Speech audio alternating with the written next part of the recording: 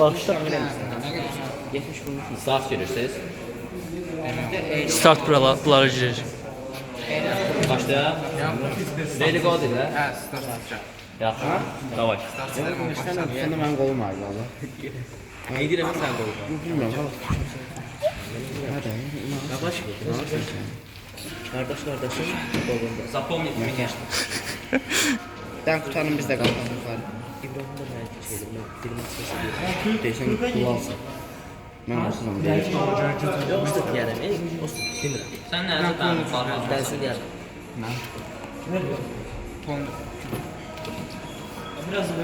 Mən sən fikirləsən, klubda nə işin var? Zayıf komutanı.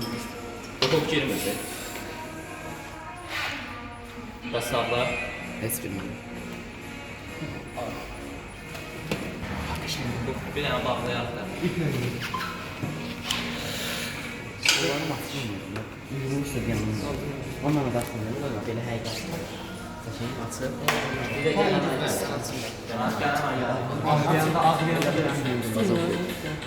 Şimdi sizə şey. Bir də gələn ay gələcək. Olsun.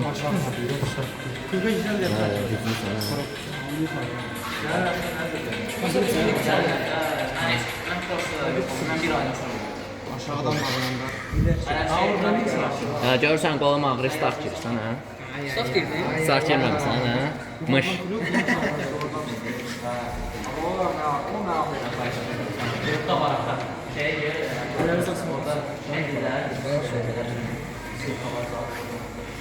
Yaxşı belə.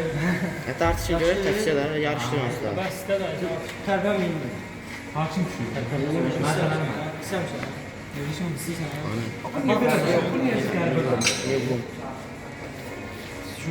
İstəyirəm əyəm, amma qolum ağrıyır. Bilirəm ki, getməyəcək. İstər düz. Hayır. Düz bir yandan da. Düz. Düz. Düz. Düz. Düz. Düz. Düzəltmir, hə? Düzəltmir. Düz. Düz. Düz. Yox, düzəltmir. Düz. Düzəltmir mənə. Düz. Hə, düz. Düz, düz. Go.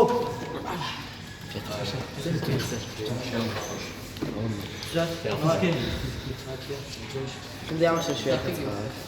Heyf. O da vaxt tapır xəstələnməyə. Kluba girsən sonra sıxılmaq sən içərir. İçərir. Dart, dart. Haydi.